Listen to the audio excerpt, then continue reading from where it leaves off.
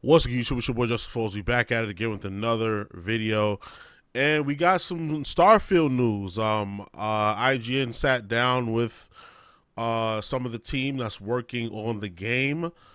Obviously, there's some product placement going on right here, so we're gonna see what this is about. Starfield, what we know so far, unlocking Starfield. This is on the cusp of the Starfield Direct, which is going to be right after the Xbox Showcase, which is taking place June 11th, 10 a.m. Pacific, 1 p.m. Eastern. We will be streaming it here on this channel.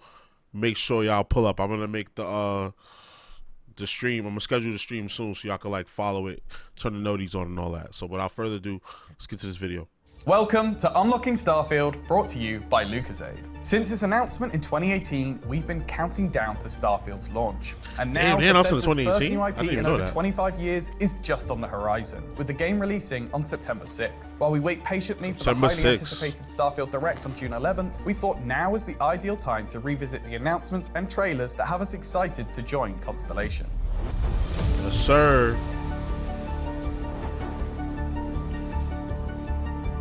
Lucozade, okay. They Stay coming with out us with a until the drink. end of the show to find out how you can win Xbox and Starfield prizes every day, including an Xbox Series S, all with a bottle of Lucozade. But first, I'm joined by Henry Melville from Xbox On and IGN's own Jake James. Guys, silly question, of course, but are you big Bethesda fans? Well, my fault. I said it was with like with people that worked on the team. It's not. These are IGN people. My fault. Could say that, yeah. Yes. Good. What was your first Bethesda RPG experience? I think, well, for me it was Oblivion. In my first year of university, a friend showed me Oblivion, and it just changed everything. It let you invent your own magic, for God's sake, right? Like, I don't think I'd played anything else that felt like it, and it felt completely unique. And then, obviously, I would go on to play Fallout 3 and Skyrim and realize that it wasn't unique, it was Bethesda, right? Yeah, Oblivion was my one too. It just blew me away. How about you, Henry? Fallout Blew me 4 away. for me, so I kind of feel a bit like I came into it a bit late. And in Fallout 4, I just found it fascinating learning about all these different factions and their reasons for why they do the things they do. Always has like a grain of good in it, and you get to inject yourself into that scenario and decide what part do I play in this as well. Fallout for me, it just nailed all of it: the aesthetic, the gameplay, the exploration, and just the story, the people in it.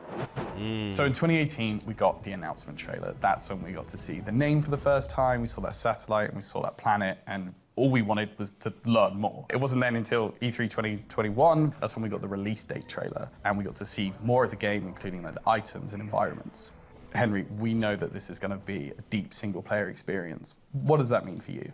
To me, it kind of means everything about what makes Bethesda games so unique is that this is your story. It's going to transpire over the campaign that they've crafted, and they've said it's going to be 30 to 40 hours, like what you'd expect for a chunky, meaty RPG. But we also know that that's probably quite an understatement for how players of Bethesda games are going to experience it. So for me, it feels like that core Starfield campaign, the 30, 40 hours, is more of like a jumping off point for where you decide to then craft your own narrative, and the things that you'll find out there are just waiting for you to see them. Yeah, I think when you hear like 30 to 40 hours for like the campaign, I think that's the starting point. Then. Yeah. Jake, like, what excited you most once we got that first real glimpse? Oh, Bethesda really nails their art direction, don't they? I really loved the one bit of technology that they showed, that satellite that was sort of star-shaped, right? Yeah. It wasn't mad futuristic lasers, people kind of sci-fi, right? It looked like something that could exist grounded, now, which yeah. I really love. Like, some of my favorite sci-fi movies are that kind of subgenre where it could happen tomorrow, in a sense. You know, you're right. Yeah, I love those forms of media where it seems like it's grounded in reality, but like in a distant future or an alternate reality to the one that we're living in right now. I like speaking to his point. I like stuff like that too.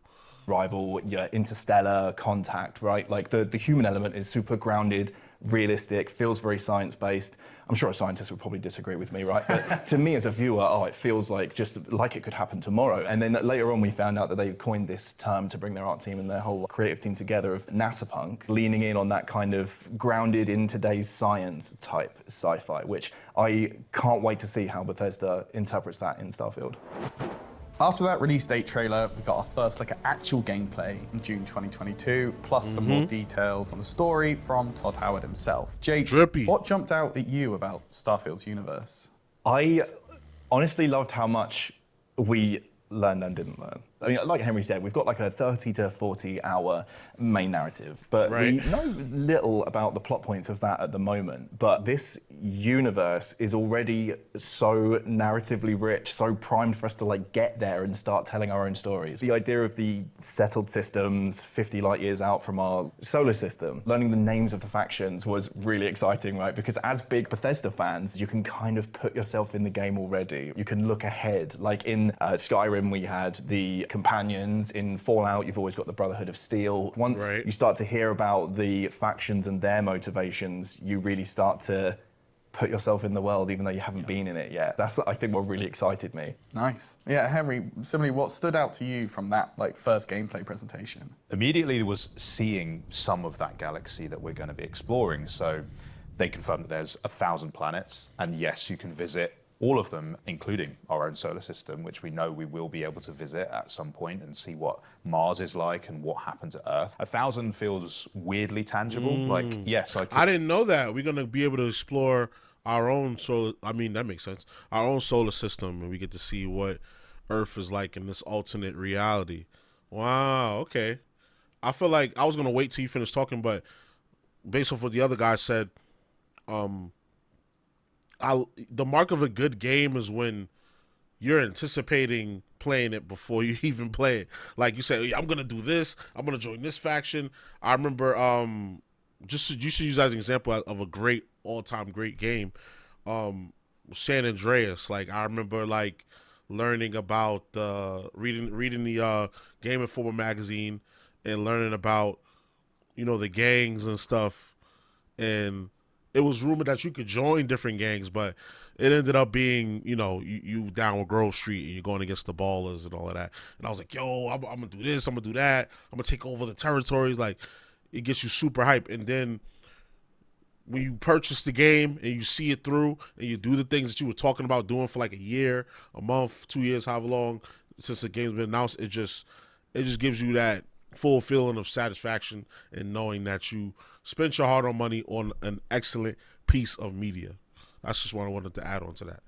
Could actually imagine myself visiting each one, even just for a quick stop-off or just to survey it, or perhaps I get embroiled in some weird mission that happens there, or there are people that need my help. It's just all really exciting. Yeah, and I think the procedural generation is really interesting as well, because we can meet up after launch and have this same conversation, and then I can say, oh, I went over here to this part and did this with this character. You'll have something different and you'll have something different. This by far has the most lines written for a Bethesda game. It's, I think, over 250,000, which is no small feat. That's a lot of time in the booth. Yeah, it's a lot of time. That's a massive book if you were to print that out. Exactly. But I probably might not even experience half of it, let alone, as much as you might or you might. So it's just up to us to seek them out.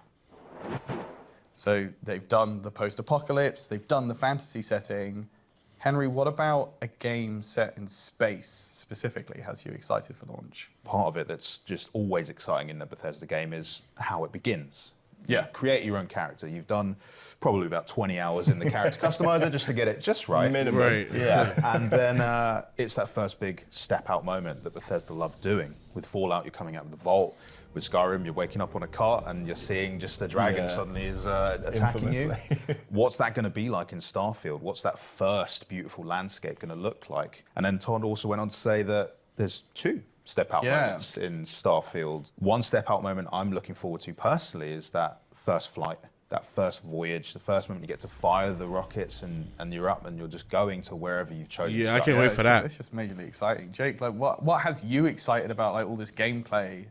I loved the bones. We didn't see any literal bones, right? But I mean that you can see from the gameplay that it is the bones of a Bethesda game, but just upgraded in every single way. Right. You could see that they had that first person, third person. You can pick up everything, you can move everything, right? Like that thing that makes it feel like a real space. I just love this image we're getting, that it's the next evolution of a Bethesda game. I think Will Shen, the lead quest designer at Bethesda, talked about how their Radiant story system they use to sort of like generate quests on the fly. Like when you're in Skyrim and someone comes up to you and is like, oh, can you please get my ring from those bandits in that cave, to encourage you to do more exploring and so you never run out of quests. That's been now changed from like a kind of local... Yeah, another game that does that well is, just to give an example, because they're showing like a lot of Bethesda love here. I'm just trying to give a foil to that, like outside examples. Red Dead Redemption 2. There's a bunch of missions where you're in the countryside and like this girl. I did one where this girl was getting robbed, but it was a setup and her mans came out and shot me. Like shit like that is just priceless in games like that. It's like you can't measure the value in words. It's just like, yo, you feel so immersed inside the game while you're playing it because you never know what's going to happen next. Level to a planetary level. The potential that has for individual story, right? Like that's so exciting. Customization has been at the heart of the Fallout and Elder Scrolls series, and Starfield looks once again to be up in the ante. Jake, what customization are you going to be diving into first? Now, while I love a character creator, right, I think I clocked 4 hours of playtime in Fallout 4 before I met my baby.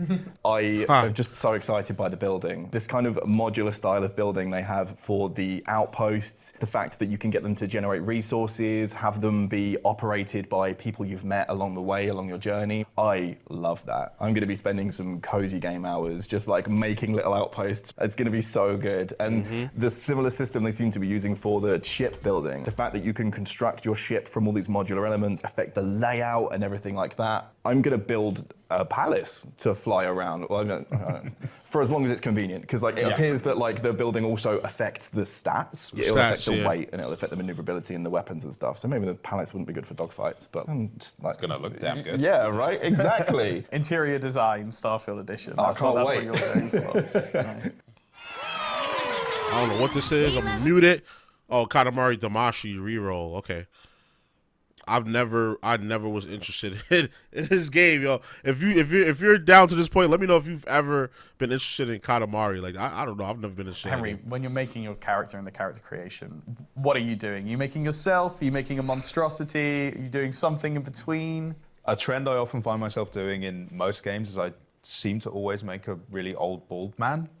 Which might happen this time. I don't really know why. I'm just always drawn to that, but it seems like a really fun way to build like a grisly, sort of hardened, sort of chiseled character that is ready to veteran. Yeah, it's ready to take on whatever the adventure happens to be. Bethesda seem to have really handed the reins over to players because it's so important that people get to experience this journey in their most personal way. So they've taken a keen interest in making sure that you can make this character that feels right to you. And I think what's really important to that is the fact that they've doubled down on the diversity of it, and they've made sure that there's more room for pronouns and being correctly like gendered as well. Most of all, I think what's really interesting is this slight overhaul they've had to how the character creator can impact your origin, your initial story, you got operator and all types. the different traits and the intrinsic values that you can pick in the background, and whether you're good at cooking or whether you're a sharpshooter or if you've got some medical background. And I finally get to see that within my own character and not just the ones that they've written for you. What one aspect of Starfield that you've seen so far are you most excited about? Vasco, no contest. Like, I just think that he looks really cool. It's a great robot design. And in terms of companions, I always love Bethesda companions. And Vasco's been in a lot of like the art and stuff lately. He's on the Lucozade bottle. He is. Like, he's cute the way he plods about. And I can't wait to spend countless hours in space with him. Yeah, it's nice to have a helpful companion in the deep, dark space that you're going to be exploring. Henry, how about you? I think when it's all said and done, you've been through the character creator, you've been through the initial hand-holding, and they take the training wheels off, and the game finally asks you that big question of, okay, where do you want to go? And you pick that planet and you just set off. And whatever's out there that I'm going to find is for me, and that's my personal intro into Starfield, and then everything else just spirals out of control and I lose countless hours, and there we go. Yep, so, that's how it goes. That's definitely it for me. Henry, Jake, thanks so much for joining me. Absolutely. Thank you. Now, for those of you in the UK, while you look forward to the Starfield Direct on the 11th of June, why not grab yourself a bottle of Lucozade Energy to nab 1 month of Xbox Game Pass Ultimate, plus the chance to win Xbox and Starfield prizes every day, including an Xbox Series S. Just scan the QR code on a bottle of Lucozade Energy Starfield Edition Original, Orange, or Pink Lemonade Zero to get started. And if you're itching for more on Bethesda's latest RPG, check out the Lucozade Extended Reality Experience, where you can discover Starfield content and take part in challenges to win even more prizes. For more on Starfield, stick with IGN. Okay, so I guess we can't get Lucozade in the United States yet. Probably when the game launched, they'll probably do their own thing. Maybe at the Starfield Direct they'll announce it. But yeah, that was a nice little discussion there. I thought we'd see more gameplay. That's kind of why I wanted to make this video, to see more gameplay. But I mean, that was a nice discussion.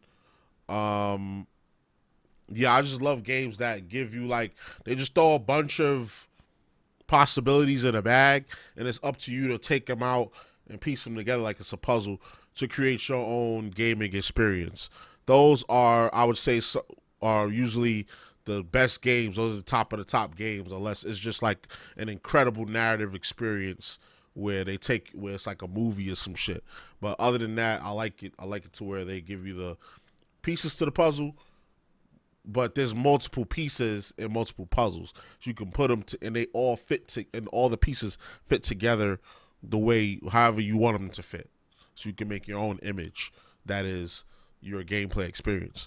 So yeah, so y'all let me know what y'all think. I think Starfield is gonna live up to the hype, or is it gonna suck? Let me know down in the comments. So y'all already know the vibes. Like, comment, subscribe, all that good stuff. It's your boy JusticeXFalls, and we out.